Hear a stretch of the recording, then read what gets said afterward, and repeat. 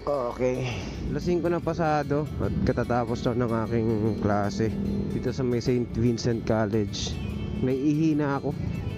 Hindi tayo iihi sa McDo. Bagong McDonald's dito sa may Galas.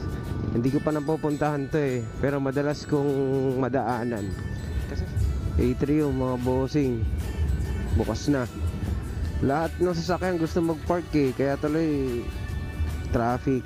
Yung atrium, tindahan siya ng mga construction material, yung mga kailangan mo sa bahay na pati mga appliances, meron din sila.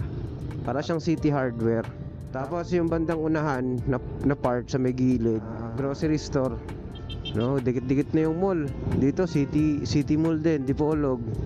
Nafe-feel ko na yung McDo malapit na. You know, kita ko na yung M oh. Kain na tayo. McDo is real. Makakaihi na rin tayo. CR is real. Yan, park tayo.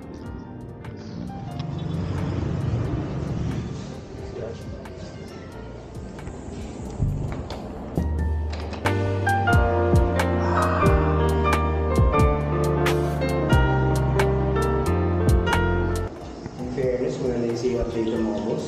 Malinis.